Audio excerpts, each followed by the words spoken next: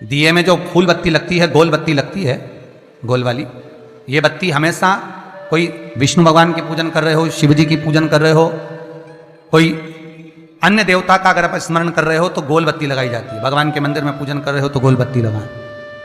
लंबी बत्ती, लंबी वाली जो बत्ती होती है, लक्ष्मी की पूजन में, देवी पूजन में, जितनी भी माताओं की आप पूजन करोगे, जितनी भी देवियों का आप स्मरण करोगे, उसमें लंबी बत्ती का प्रमाण है। पितरों की पूजन में लंबी बत्ती का प्रमाण है।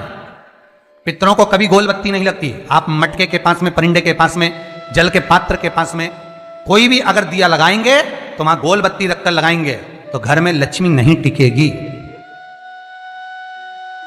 कई लोग कहते हैं कि परिंदे के पास, मटके के पास में, पानी के स्रोत के पास में जहां जल भरते हैं, हंडा रखते हैं, टंकी रखते हैं, वहां पर मटके के पास बत्ती लगाओ, दिया लगाओ, पितर शांत रहेंगे। तो पितरों को शांत करो, मना नहीं है, पर दिया लगाने का नियम है कि पितरों को अगर आप दिया लगा रही हो मटके के पास, परिंदे के पास, या अमावस्या के दिन पितरों के लिए अगर दीप लगा रही हो तो गोल बत्ती अगर लगाओगी तो कार्य कभी सफल नहीं होगा।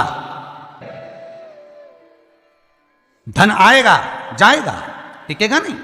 इसलिए पितरों के लिए अगर दिया लगाना है, पूर्वजों के लिए दिया लगाना है, पितरों के लिए अगर दीप लगाना है तो लंबी बत्ती लगाइए। लंबी बत्ती महाराज, लंबी बत्ती का प्रमाण हमारे यहां शास्त्र का, गोल बत्ती का प्रमाण। और सुंदर चरित्र कहा, यदि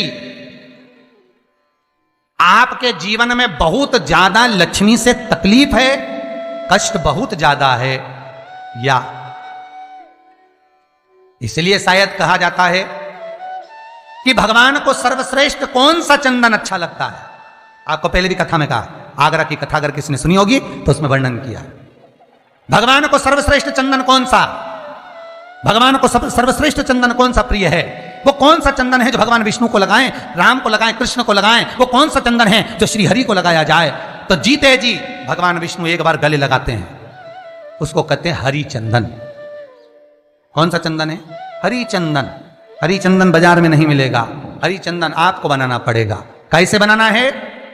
तुलसी जब सूख जाए उसकी जड़ को निकाल लिया जाए, वो जड़ को पानी में धो लिया जाए, धोने के बाद उसको सिलवट्टे पर, पत्थर पर घिसा जाए और घिसकर उसमें थोड़ा सा कुंकू, रोली डालकर तैयार कर कर जो भगवान विष्णु के मस्तक पर, कृष्ण राम के मस्तक पर लगा देते हैं और उसकी एक बिंदी अपने हृदय पे लगा लेते हैं। जीते जी भगवान एक बार उसको गले लगाते ही हैं।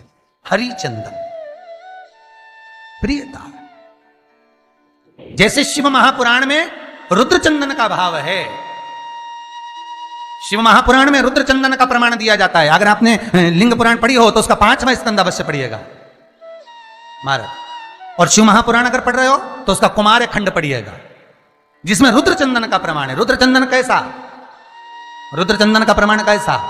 तो महाराज कहा, चंदन घिसकर, पीला चंदन घिसकर उस चंदन को 3 मुखी रुद्राक्ष पर लपेट लिया जाता। 3 मुखी रुद्राक्ष पर उस चंदन को लपेटा जाता। लपेटोगे उसके बाद उसको ऐसा गोल करोगे तो एकदम चिकना हो जाए, एकदम चिकना, ठीक है, एकदम चिकना हो जाए। और उस चंदन को आप शिवरात्रि के दिन, और कोई से भी महीने की शिवरात्रि, किसी भी महीने की हो, सब फलदायी होती है।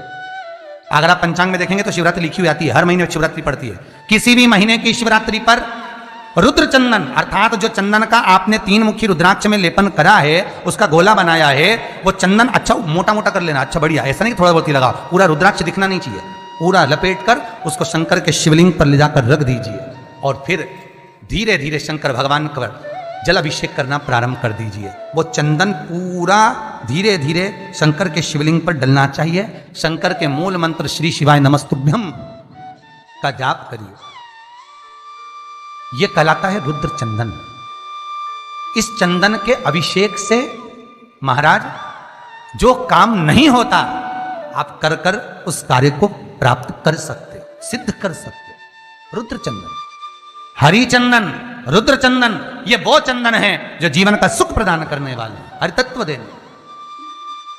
मंगल है, राहु है, केतु है, दशा बेकार चल रही है, लक्ष्मी नहीं आ रही, कष्ट बहुत है, फैक्ट्रियां नहीं चल रही, कहीं मत जाओ, मेरे शिव की शरण में जाकर एक बार शिव महापुराण को पूरी सुनो, शास्त्र के हटकर कुछ नहीं बोलेंगे। जो शास्त्र सम्मत है, स्कंद पुराण में, विष्णु पुराण में, नर्मदा पुराण में, लिंग पुराण में, शिव महापुराण में, भविष्य पुराण में जितनी जितनी बातें लिखी होती है उसको छाट छाट कर लेकर आते हैं, आपको बता देते हैं कि आप ये कर लो, उससे फायदा मिल जाएगा। कोई ज्योतिषी नहीं, कोई कुछ नहीं, बस केवल भजन करो, शंकर का अनुमोदन करो और विश्वास रखो शंकर पर, तो किसी को 1 रुपया देने की जरूरत नहीं पड़ेगी। भजन करो, विश्वास शंकर पर रखना, जन्म मरण और परण वो देगा, सुख वो देगा, समृद्धि वो देगा। जिसके घर में बहु रिद्धि सिद्धि हो, जिसके घर में अमोद और प्रमोद पोते हो, जिसके घर में शुभ और लाभ दरवाजे पर बेटे बनकर विराजमान होते हो, जिसके घर में स्वयं अखंड सौभाग्य देने वाली पार्वती हो, जिसके घर में लक्ष्मी देने वाली लक्ष्मी बेलपत्र के पेड़ के नीचे झाड़ू लगाती हो, जो स्वयं सरस्वती को स्वर प्रदान करता है, वो शंकर है। जब सब कुछ उसके पास में है, कुबेर का खजाना वो चोर को दे देता है, जब सर्वस्वता उसके पास है, तो आप इधर उधर डोलते क्यों हो? क्यों डोलो? उस पर विश्वास रखो। वो शंभु, वो शंकर, वो त्रिकालदर्शी, वो कैलाशी, वो अविनाशी सुख देगा, आनंद देगा। पाने का तरीका केवल उसको रिझाओ। जो मंदिर आपसे दूर हो, जिस मंदिर में कोई नहीं जाता, जिस मंदिर में कोई दिया तक नहीं लगाता, उस मंदिर में तुम जाओ और उस मंदिर में एक दिन जाकर प्रकाश करता रहना, एक बार दिया जला कर आना, मंदिर की सफाई कर आना, शंकर जी पे जल चढ़ाकर उनको स्नान कराकर, कोई पत्ती पेड़ पौधे के पास में तोड़ के चढ़ाए आना। 2-4 बार कर कर देखना कितना शांति, कितना धीरज, कितना आनंद, कितनी समृद्धि, कितनी लक्ष्मी मिलती है। तुम करोगे तुम्हारा पेट भराएगा, हम करेंगे हमारा पेट भराएगा। स्वयं करिए।